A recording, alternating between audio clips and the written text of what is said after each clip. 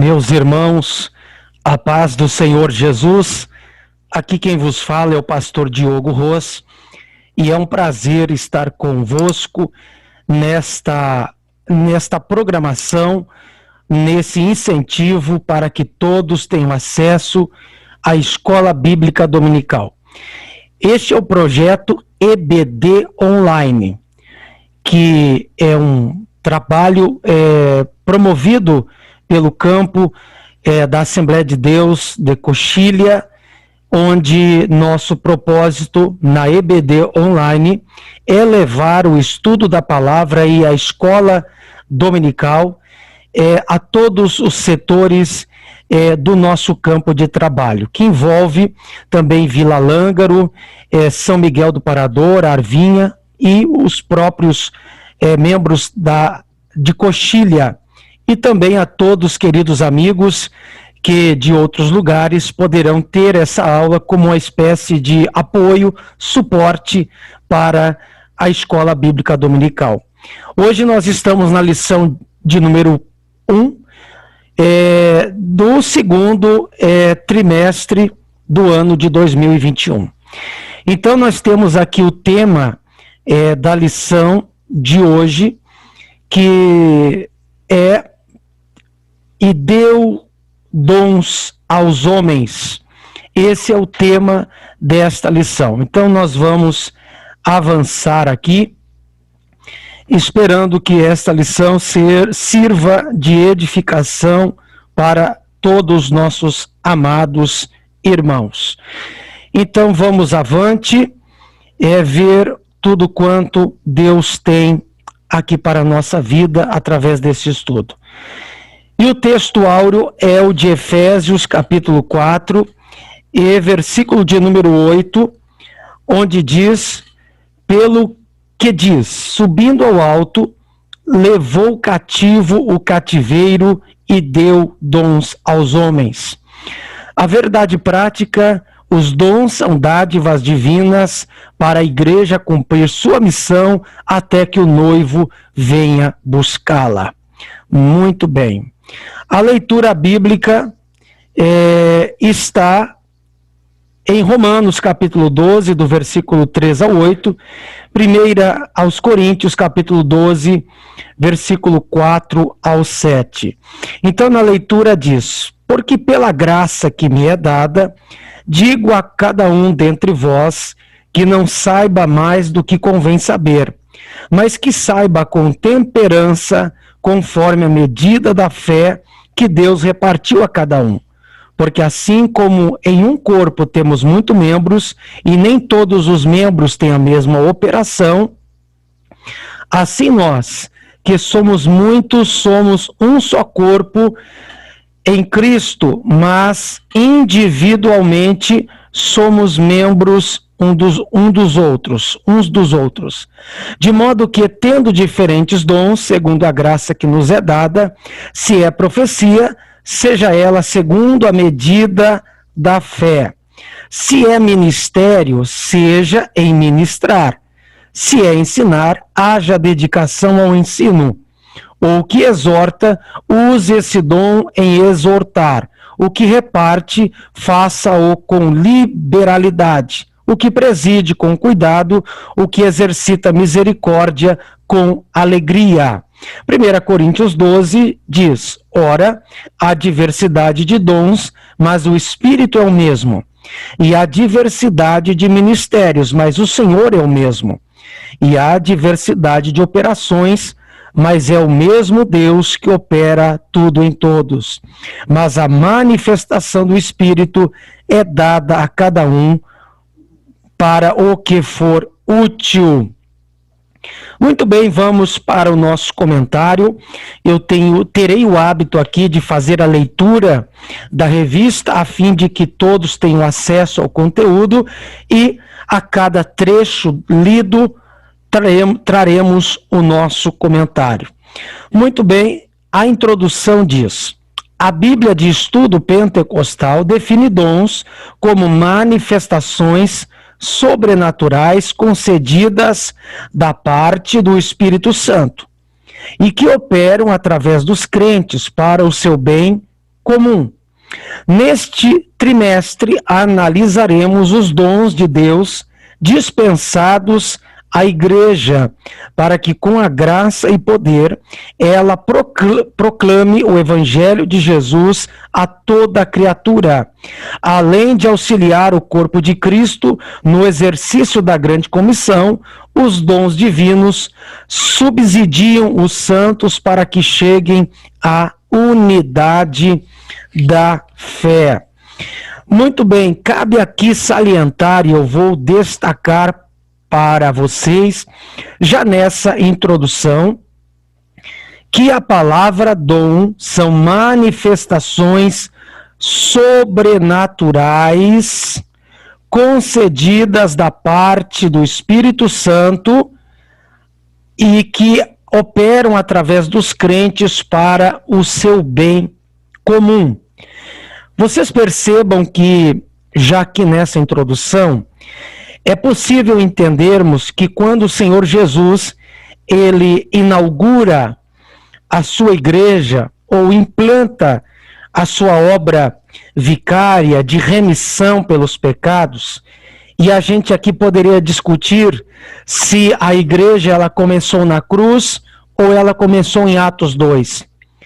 Talvez as duas colocações ou as duas opções estariam corretas, porque sem Jesus ter morrido na cruz, obviamente não haveria a nova dispensação, a nova aliança. Todavia, o próprio Senhor Jesus disse: ficai em Jerusalém, até que do alto sejais revestidos de poder. Então percebam que antes de Atos 2, os discípulos também não iniciaram a implantação do evangelho a outros rincões. Ele estava restrito apenas a Jerusalém, mas ainda os discípulos estavam ali esperando esse cumprimento. Agora, depois que o Espírito Santo encheu os crentes no cenáculo, então houve uma propagação do evangelho através do apóstolo Pedro, através de Estevão, de Filipe e depois do apóstolo Paulo. Então percebamos que o Espírito Santo, ele é o outro consolador, não diferente, mas da mesma essência que o Senhor Jesus, e ele concede para a igreja determinados dons, capacitando-a e tornando a igreja pujante, vencedora ante os embates das trevas que ocorrem. Então, a igreja precisa dos dons espirituais e todo crente deve se esmerar em buscá-lo. Vamos adiante. Aqui nós temos o ponto de número 1, os dons na Bíblia. No Antigo Testamento, o dicionário bíblico Wycliffe mostra que há várias palavras hebraicas que significam dádiva. A origem dessas palavras está na raiz hebraica Natan. Natan. Então vejamos aqui em cima, que significa dar.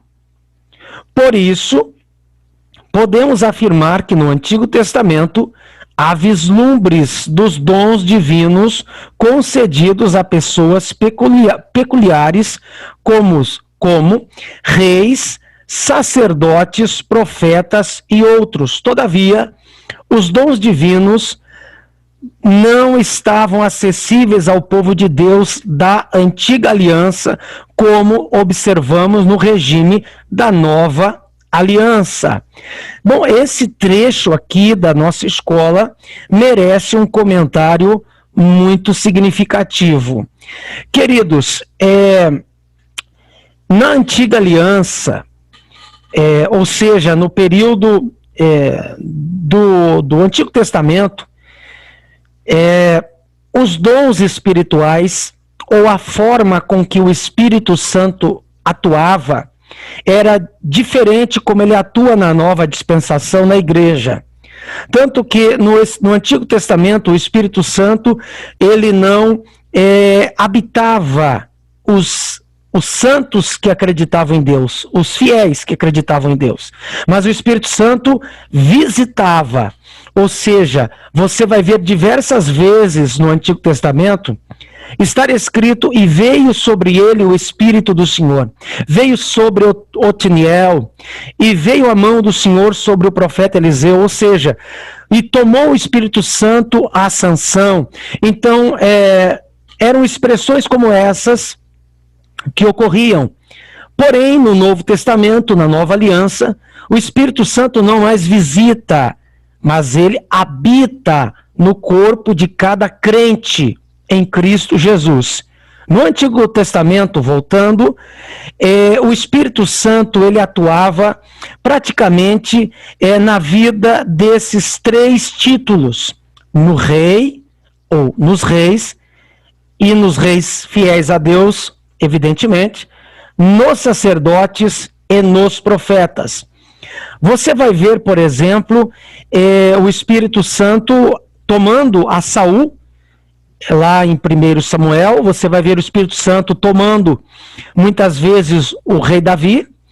Você vai ver o Espírito Santo atuando na vida dos sacerdotes, e você vai ver, principalmente na vida dos profetas, receberem o dom divino, como ocorreu com Elias, como Eliseu e outros profetas registrados no Antigo Testamento.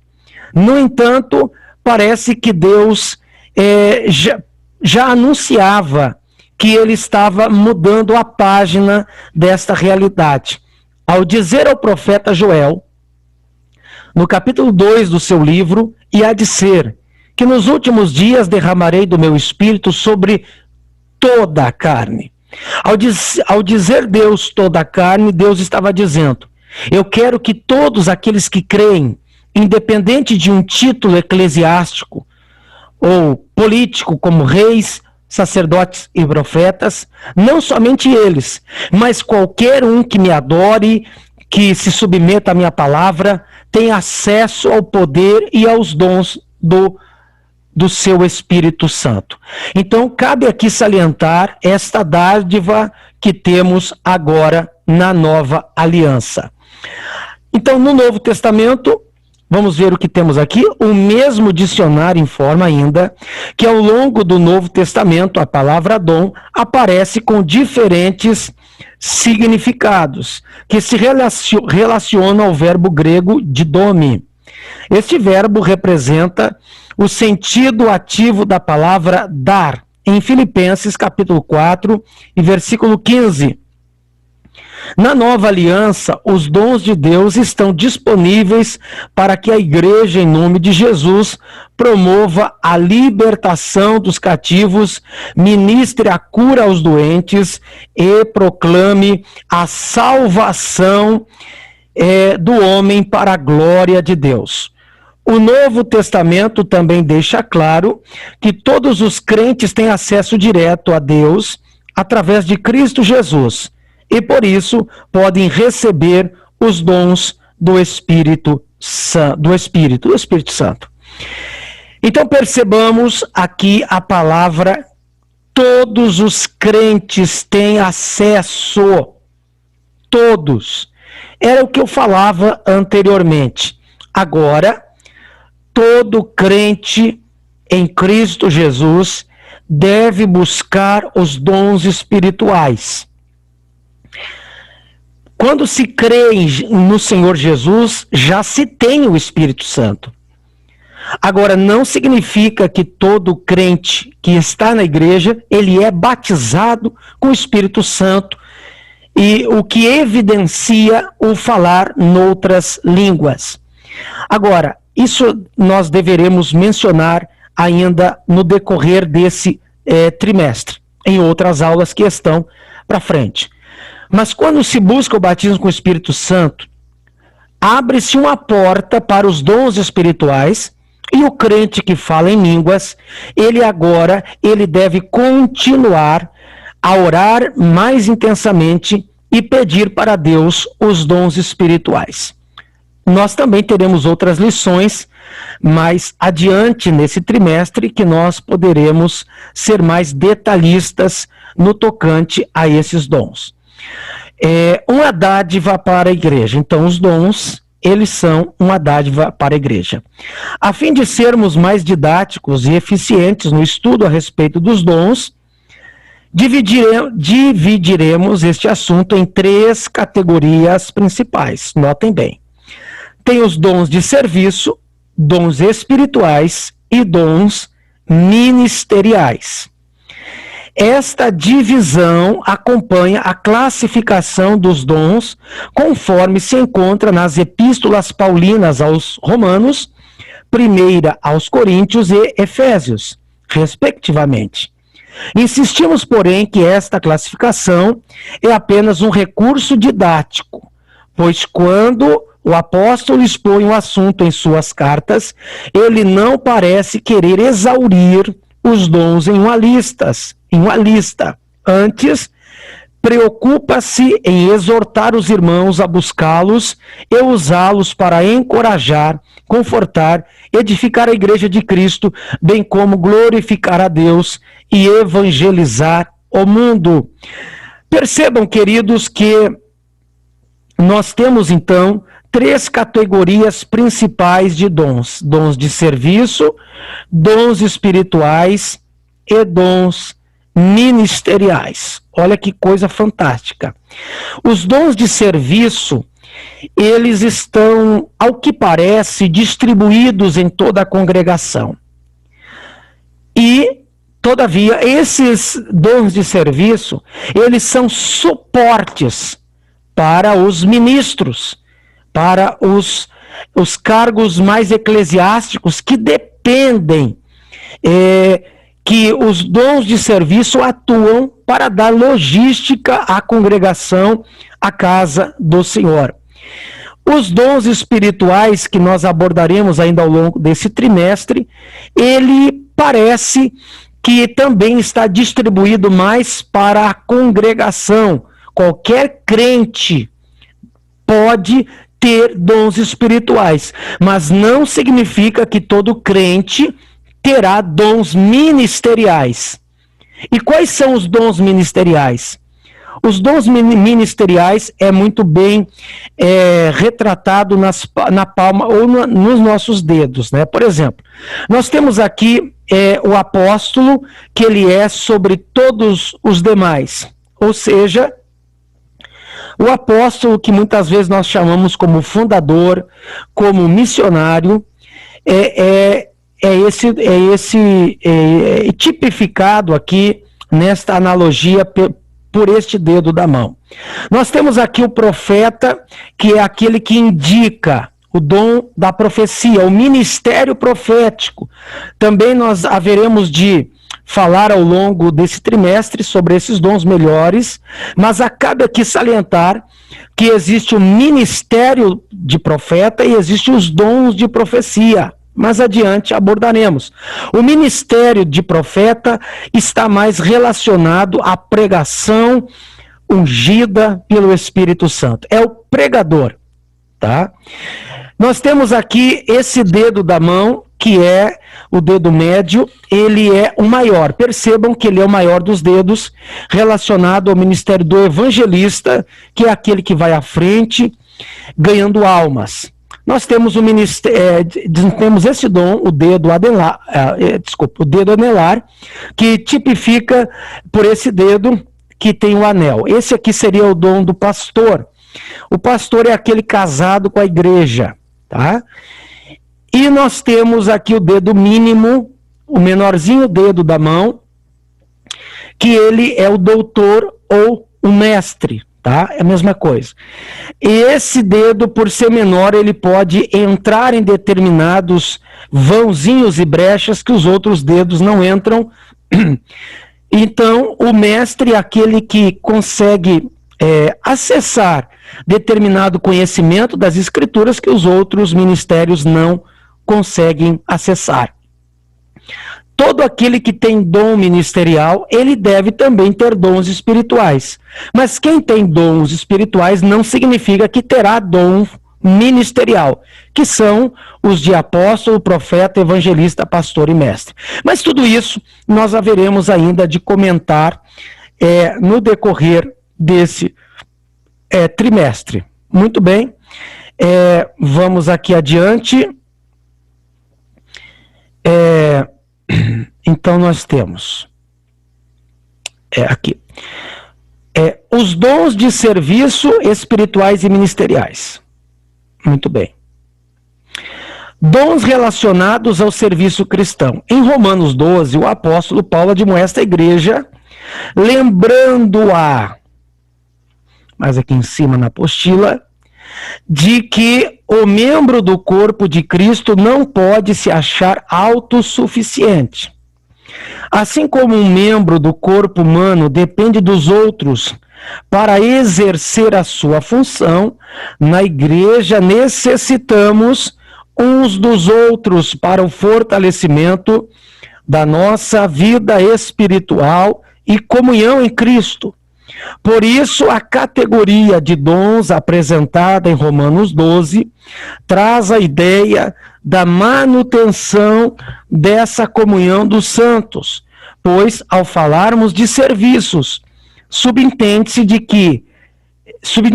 que quem serve está prestando um serviço a alguém. Observe os dons de serviço listados por Paulo em Romanos. Ministério, e eu vou dar aqui uma paradinha para explicar essa palavra ministério, tá? Eu vou explicar aqui essa palavra ministério, tá? Olha que eu estou aqui destacando. Ministério está entre parênteses ofício diaconal. A palavra grega para ministério aqui na lição, e na Bíblia, por sua vez, é diaconia.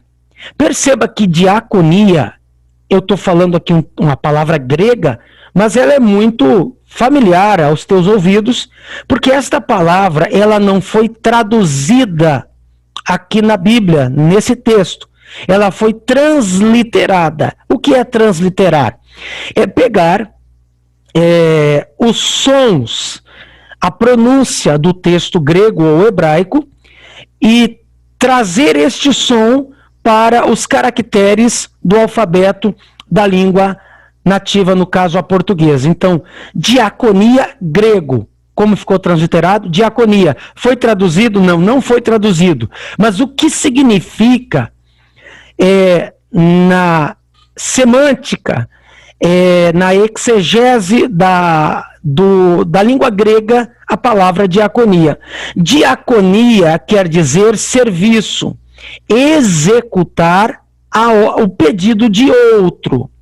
Então, todo diácono é aquele que está executando uma ordem dada, um pedido feito, sempre com educação, sempre com gentileza, mas diaconia é aquele que está fazendo um trabalho que foi pedido para ele fazer, tá? Em essência, é isso que significa a palavra ministério.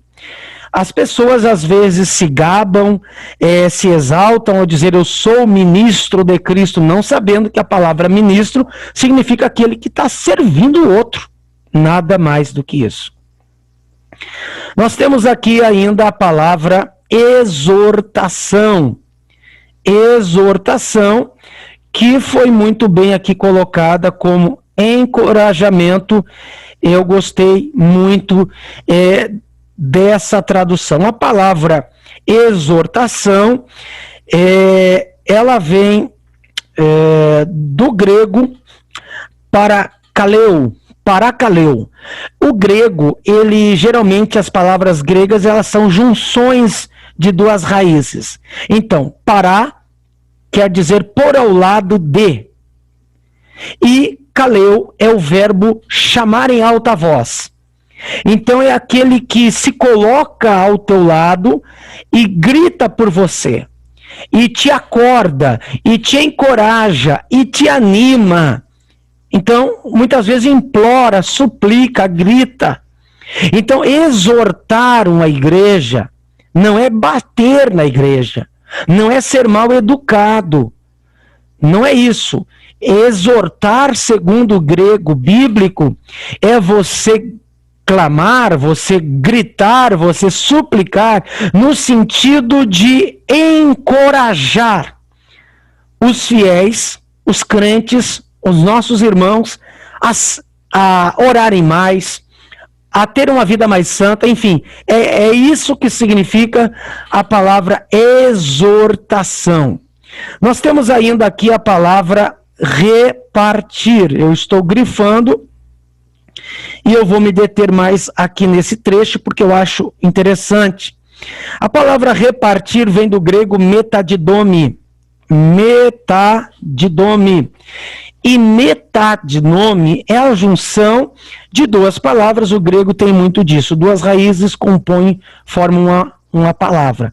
Metadidome quer dizer meta, de uma preposição, quer dizer através de, e didome quer dizer dar algo de livre e espontânea vontade.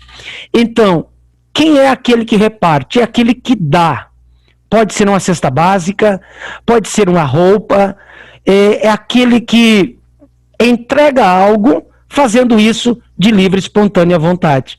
Nós temos muitas pessoas na igreja que têm esse gosto de abençoar a vida do próximo, de dar ao próximo aquilo que lhe falta. Muito bem, vamos aqui para a palavra presidir. Presidir. E presidir vem do grego proisteme. Proisteme, que pro quer dizer antes, e esteme vem de estar à frente. Essa palavra esteme, da sua raiz, ela significa causar, ordenar, ficar de pé, colocar, dar por estabelecer. Então, proisteme, que foi traduzido por presidir, é aquele que antes fica de pé. Literalmente, isso no grego significa antes aquele que se coloca no sentido de estabelecer algo. Ou seja, é aquele que protagoniza, é aquele que governa, é aquele que preside, é aquele que está à frente, é aquele que encabeça. Eu gosto daquela palavra protagonizante, ou melhor, protagonista. É aquele que puxa à frente. Esse é o que preside, o que dá o exemplo, o que vem puxando pessoas através da sua ideia, do seu projeto. Exercer misericórdia. A palavra misericórdia aqui, eleu, do grego. Eu estou falando aqui em grego agora, ou mencionando palavras gregas, porque o Novo Testamento, evidentemente, foi escrito no grego koiné. Eleu significa boa vontade ao miserável, ajudar alguém aflito. Isso que é exercer misericórdia. A palavra eleu significa isso, tá? Ajudar alguém aflito. Mas a palavra misericórdia, ela é uma palavra que ela tem a sua origem no latim. Tá? Ou pelo menos misericórdia para o português, ela vem do latim. E no latim, misericórdia é a junção de duas palavras, miseris e cardia. Cardia é coração. Então, exercer misericórdia é tu pegar as misérias de uma pessoa, as fragilidades de um ser humano e colocar no teu coração. Ou seja, a miséria do próximo, ela tem que doer no teu coração. E por essa dor você ajuda, você comete atos de bondade. E quantas pessoas que eu e você conhecemos que têm esse prazer de ajudar o próximo. Vamos avante. Note que esses dons estão relacionados com a ação em prol do outro, do próximo. Portanto, se você tem um dom, deve usá-lo em benefício da Igreja de Cristo na terra. Subtópico 2 aqui, conhecendo os dons espirituais. Acerca dos dons espirituais, não quero, irmãos, que sejais ignorantes. Eu vou aqui já dar uma paradinha e mencionar a palavra ignorante. porque a palavra ignorante, ela vem de gnose no grego. Gnose quer dizer conhecimento, estar instruído a respeito de determinado assunto. Ignorante, ou ignose, significa ter falta de conhecimento sobre tal assunto. Parece que no português popular, no jargão do dia a dia, essa palavra ignorante, ela ganhou um termo pejorativo. Fulano de tal é um ignorante, querendo se tratar do caráter dele. Mas não é isso que deveria significar a palavra ignorante. Ignorante é ter falta de conhecimento sobre determinado assunto. Logo, eu e você somos ignorantes, porque nós não sabemos tudo. Nós mais não sabemos do que tudo que existe no mundo, do que sabemos. Nós sabemos muito pouco e somos muito ignorantes. Ignorantes não no sentido pejorativo que essa palavra ganhou, mas no sentido de que tem muita coisa que a gente não conhece. Eu não conheço de medicina, eu não conheço de fisioterapia, eu não conheço de odontologia, eu não conheço de astrologia, de astronomia, perdão, eu não conheço de muita coisa. Muita coisa. Mas o que Paulo está dizendo, irmãos, acerca dos dons, não quero que vocês não conheçam isso. Como que uma igreja pentecostal não conhece acerca dos dons e não busca? Devemos buscá-lo. Nós devemos conhecer o assunto para orar corretamente e insistir diante de Deus. Os dons listados em 1 aos Coríntios 12 são palavra da sabedoria, palavra da ciência, fé, curas, operação de maravilhas, profecia, discernimento,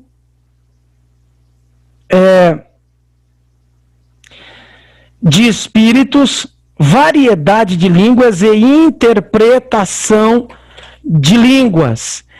Eu vou dar aqui uma breve pausa para listar, queridos, que existe aqui nos dons relacionados em 1 aos Coríntios capítulo 12, poderíamos dividir em 3 grupos, tá?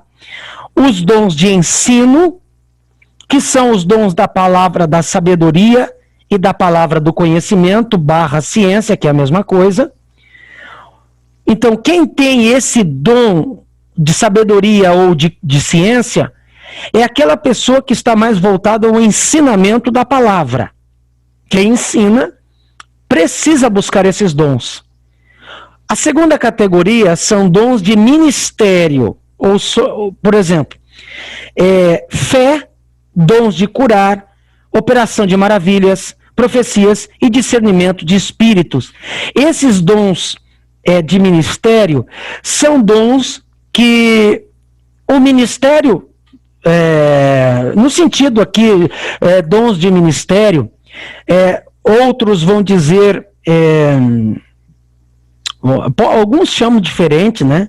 Mas dons de ministério, dom de cura, dom de fé, operação de milagres e maravilhas e discernimento de espíritos, porque ele é um dom que ele está a serviço do carente. Tá? É um dom que cura o doente, dom de curar, dom de operar maravilhas. Tá? É um dom que ministra ao próximo. Todos ministram ao próximo, sem dúvida, mas são dons de ministério.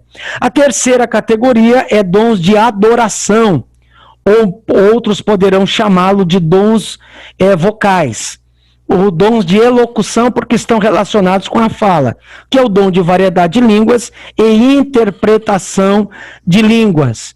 Eu só posso interpretar línguas se alguém falar em línguas, então um dom está atrelado ao outro. Eu só mencionei aqui, mas acerca desses dons serão falados ao longo deste trimestre. Apenas uma rápida abordagem aqui, porque haveremos ao longo das próximas aulas estudar cada um deles.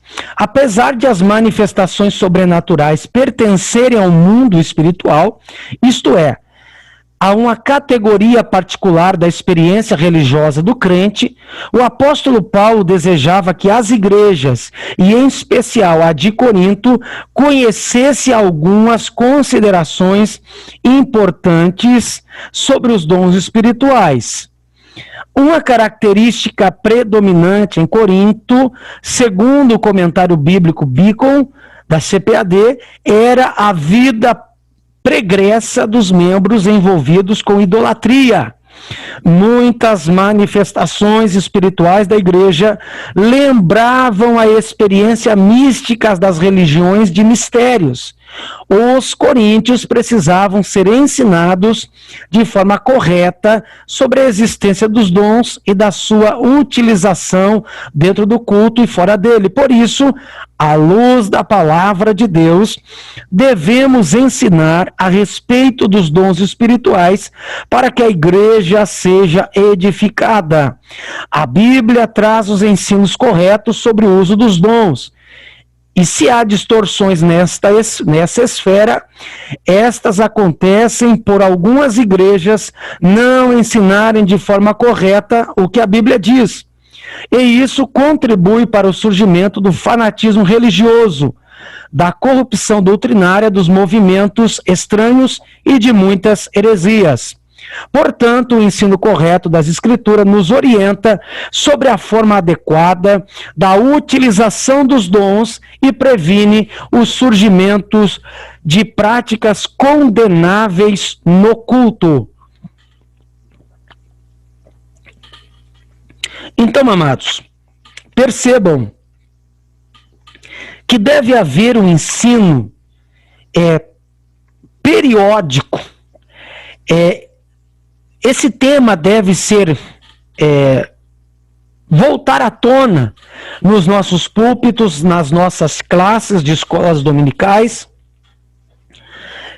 seminários, porque uma igreja que não entende a respeito da pneumatologia, ou seja, a doutrina do Espírito Santo, da ação do Espírito Santo da igreja, ou ela cai em dois extremos, em dois abismos.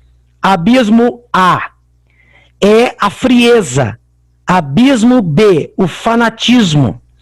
No A, na frieza, uma igreja, quando ela não conhece a importância dos dons, ela, por não conhecer a sua importância e o tamanho da sua eficácia no meio da congregação da igreja, a igreja fica desprovida dessa ação do Espírito, porque não crê, porque não conhece, e a igreja perde muito, perde em crescer espiritualmente, perde em crescer em número, crescer em qualidade. Todavia, no outro oposto desse abismo, nós temos o abismo do fanatismo. Por falta de estudo sobre o tema, alguns crentes exageram na atuação dos dons, e aí entra as meninices espirituais. Certos pregadores invocando anjos para curar. Lembro de um que estava invocando o arcanjo Miguel para curar uma pessoa que estava com dor nas costas. Isso eu vi num culto. Olha, será que o arcanjo Miguel não tem outra coisa melhor para fazer? Sendo que não há amparo bíblico para isso nas Escrituras? Quem cura é o crente, é o pregador, é o pastor, é o ministro religioso. Debaixo da unção e do poder do Espírito Santo, ele pode orar por uma pessoa e esta ser curada. Agora, invocar anjo para fazer esse tipo de coisa, sendo que é uma ação do Espírito Santo. Então, e esse eu vou te dar só um exemplo, porque eu não quero que essa aula aqui estoure o tempo previsto para ela. Então, quanto fanatismo se reveste da falta de conhecimento e de estudo acerca desse tema. Vamos adiante. Acerca dos dons ministeriais.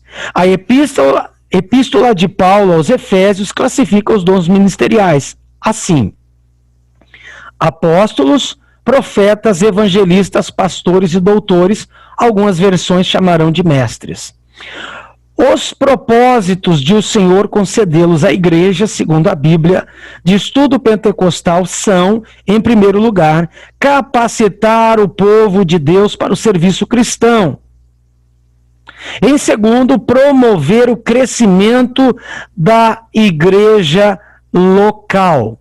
Então, acerca dos apóstolos, profetas, evangelistas, pastores e doutores, eu havia mencionado antes, e poderemos mencionar ainda esse estudo, esse tema, em outras lições, pelo que eu vejo aqui no cronograma da escola dominical, nós trataremos disso de forma minuciosa em outras aulas que ainda virão.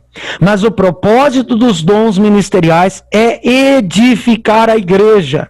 Como que a igreja vai crescer na graça e no conhecimento e de forma espiritual, se Deus não capacitar os homens com esses dons? Muito bem, o crescimento da igreja local. Vamos aqui acima na nossa apostila. Terceiro, desenvolver a vida espiritual dos discípulos de Jesus.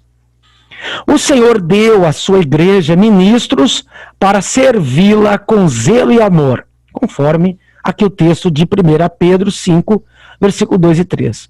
O ensino do Novo Testamento acerca do exercício ministerial está ligado à concepção evangélica de serviço, conforme os textos que aqui aparecem.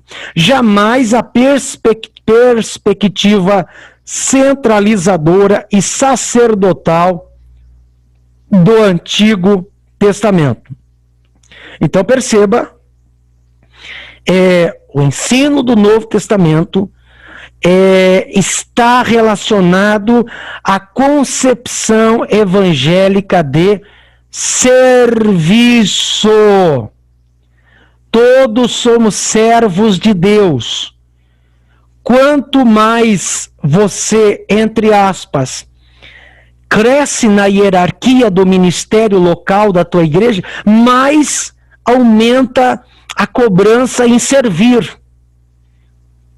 Então, às vezes a pessoa diz assim, eu quero crescer mais na hierarquia, eu quero galgar posições maiores no ministério cristão na igreja. Tudo bem, a Bíblia diz que quem aspira o episcopado, excelente obra faz. No entanto, quanto mais hierarquicamente você sobe a degraus no ministério cristão, mais servo de todos você é. Ninguém que se torna de diácono a presbítero, de presbítero evangelista, de evangelista a pastor, ele, embora, entre aspas, pareça crescer, mas na verdade ele deve se abaixar-se mais, inclinar-se mais, não ficar num pedestal, não ficar com os holofotes direcionados para ele, não. Ele deve se humilhar e estar à disposição da cristandade, da igreja, dos fiéis. Muito bem, vamos descendo aqui na apostila. Essa lição, ela é incrível e esse trimestre tem muita coisa boa reservada. Subtópico 3. Corinto, uma igreja problemática na administração dos dons espirituais. Tá? Esse aqui é o último tópico da nossa lição. Os dons são importantes. Um argumento utilizado pelos cessacionistas, entre parênteses, pessoas que defendem a errônea ideia de que os dons espirituais cessaram no primeiro século, é que os crentes pentecostais tendem a se achar superiores uns aos outros por terem algum dom. Eu quero aqui dar uma paradinha para explicar dois movimentos que ocorrem entre os povo protestante, entre os evangélicos. Talvez você não esteja muito acostumado com essa palavra cessacionista. Pastor, quem são os cessacionistas? Tem muitas igrejas, e eu, por questão de ética, eu não vou aqui mencioná-las, mas você vai entendê-la, você vai entender e vai discerni-las no meio da nossa cidade, no meio da comunidade cristã. São igrejas que não creem na atualidade dos dons espirituais. As igrejas cessacionistas, que vem do verbo cessar, dizem que os dons espirituais cessaram em Atos, ou seja, enquanto houve o último apóstolo. Depois, os dons desapareceram ou cessaram, como diz o termo. Eles não creem que Jesus cura ainda hoje, não creem na variedade de línguas, na interpretação de línguas, profecias, enfim, nos dons relacionados em 1 Coríntios capítulo 12. São muitas igrejas, gente. Alguns chamam de igrejas conservadoras, mas o certo é igrejas cessacionistas. Quem que são? No outro extremo estão os pentecostais, que somos nós. Nós somos de uma igreja pentecostal. A Assembleia de Deus é a maior igreja pentecostal do Brasil. Tá? Agora veja bem, os pentecostais, termo que vem de Pentecostes, lá em Atos capítulo 12, são aquelas igrejas, a Assembleia de Deus não é a única, existem outras, que creem na atuação do ministério do Espírito Santo entre nós, capacitando os crentes, dando dons espirituais. É isso que nós cremos. Não está aqui na lição, mas existe ainda os neopentecostais. Os neopentecostais, eles estão num outro extremo, e a maioria das igrejas neopentecostais parecem que abusam, extrapolam no tocante a esses dons, tá? Então, é um outro extremo que você deve rechaçar, você deve deixar de lado. Me perdoe se algum neopentecostal estiver me assistindo, porque esse vídeo, essa aula com certeza vai tomar proporções, né, porque a internet proporciona isso, e os neopentecostais às vezes tomaram outro rumo, e os cessacionistas congelaram, né, na frieza espiritual que vivem, me perdoem, mas é verdade, porque não creem na atualidade e no poder do Espírito Santo para os nossos dias. Muito bem. Lamentavelmente, vamos seguir aqui na leitura, lamentavelmente isto é verdade em muitos lugares. Entretanto, o apóstolo Paulo faz questão de tratar desse assunto com os crentes de Corinto, que estavam supervalorizando alguns dons em detrimento de outros. Precisamos resgatar a noção de serviço que Jesus Cristo ensinou nos evangelhos, pois todos os dons vêm diretamente de Deus para melhor servir a igreja de Cristo. Então, queridos, alguns dons em detrimento de outros, todos os dons são importantes. Daí você deve estar lembrando, pastor Diogo, não esqueça que o apóstolo Paulo disse: procurai com zelo os melhores dons. Procurai com zelo os dons espirituais, né? E ele ainda disse os melhores dons. E aí eu pergunto para você, se Paulo diz os melhores dons, quais são os piores? Né? Quais são os piores? Na verdade, queridos, não existe dom ruim. Todos os dons são importantes. Quando o apóstolo Paulo diz procurai com zelo os melhores dons, buscai os melhores dons, não significa que o apóstolo Paulo esteja dizendo que existem dons ruins. O que ele está tentando dizer, é que melhor é Está aqui, eu estava procurando. 1 Coríntios capítulo 12, versículo 31. Portanto, procurai com zelo os melhores dons. Qual que é o melhor dom? Todos são bons, nenhum é ruim. É melhor, o dom, a expressão melhores dons é em relação ao que você está atuando na igreja. Se você tem aquela veia evangelística, de pregador evangelístico, você deve orar para que Deus te dê o dom de cura, por exemplo, e operação de milagres, porque através das curas e milagres, o teu ministério evangelístico, ele terá e ganhará patamares muito mais elevados. No entanto, se você é um ensinador, você deve buscar o dom da palavra da sabedoria e palavra do conhecimento, porque eles te ajudarão no teu ofício, que é de ensinar. E eu vou ficar apenas com esses aqui, porque nós haveremos de tratar sobre isso em outras lições. Então, apenas para salientar o que é dons melhores. Todos são bons, nenhum é ruim. Melhor, como já disse, repito, é relacionado àquilo que você mais precisa. Diversidade dos dons. Vamos adiante. O que mais nos chama a atenção na lista de dons apresentada por Paulo em 1 Coríntios 12 não são os 9 dons, mas a diversidade deles. Isto denota a unidade da Igreja de Cristo, mas simultaneamente a sua multiplicidade.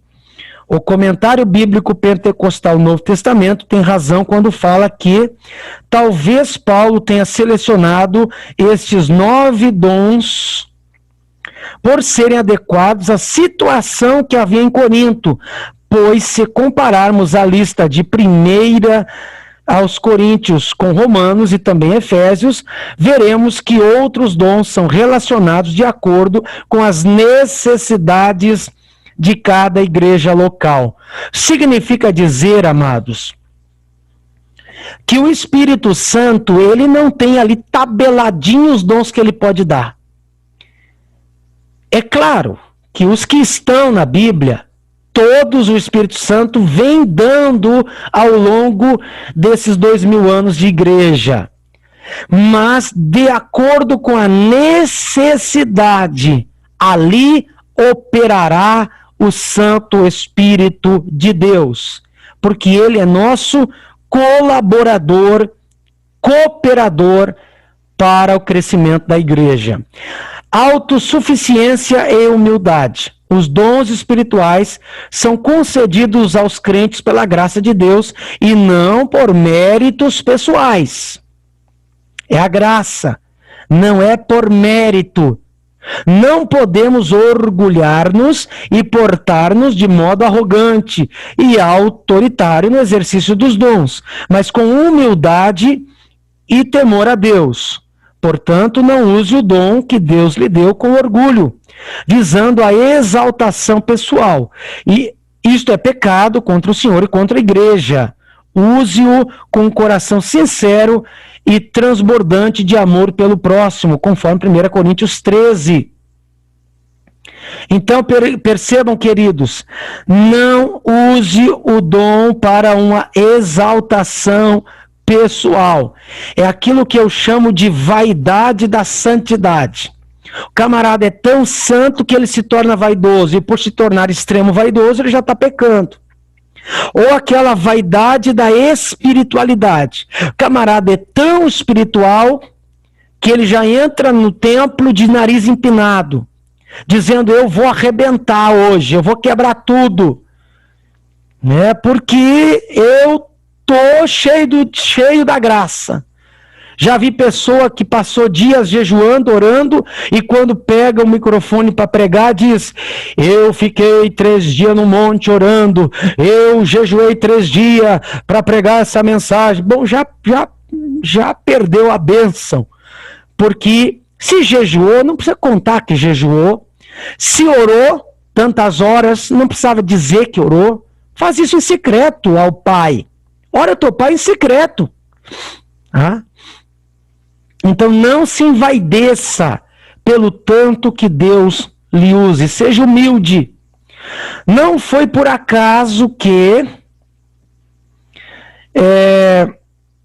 não foi por acaso que o capítulo 13 do amor, né, de 1 Coríntios foi colocado entre o capítulo 12, que é o capítulo dos dons, e 14, que é o de línguas e profecias. E profecia. Ou seja, né, obviamente, né, entre o 12 e o 14 tem o 13. O capítulo 12 fala sobre os dons espirituais, o 14 sobre línguas e profecias, mas no meio está o capítulo 13, que ele fala sobre o amor. Ainda que eu tivesse o dom de profecia e conhecesse todos os mistérios da ciência, e eu estou parafraseando o versículo 12 do capítulo 13, sem amor eu nada seria. Então, não adianta você ter dons espirituais se você não ama o próximo, se você não tem humildade. E quem ama é humilde. Quem ama, ele se preocupa com o bem-estar do seu semelhante. E todo exaltado, soberbo, arrogante, ele não ama, porque se amasse, não seria assim. Concluindo, porque o nosso horário está chegando, estamos aqui com quase 1 hora e não poderá passar de 1 hora. O estudo dos dons de Deus aos homens é amplo e nos apresenta recursos pelos quais podemos servir ao Senhor e à sua igreja. Esses dons são para os nossos dias, pois não há na Bíblia nenhum versículo que diga que os dons espirituais deixaram de existir com a morte do último apóstolo. Não existe. Isso foi coisa inventada pelos cessacionistas. Portanto, busquemos os dons espirituais, busquemos os dons do Espírito Santo, pois estão à nossa disposição. Eles são exemplo da multiforme graça de Deus em dispensar instrumentos espirituais para a igreja na história. Busquemos os dons espirituais.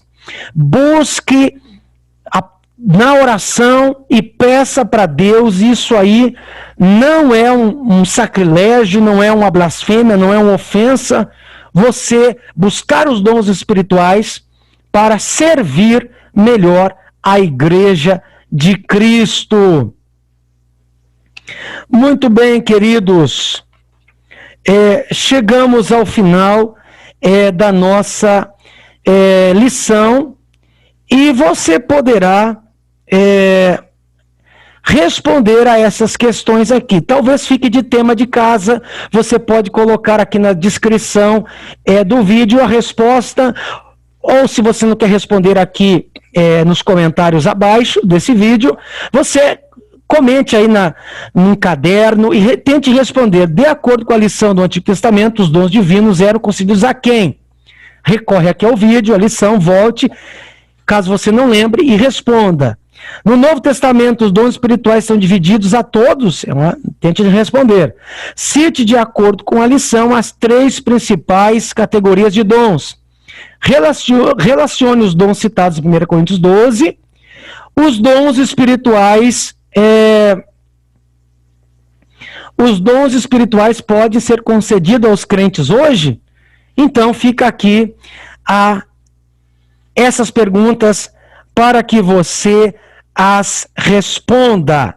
Isso ficará de tema de casa.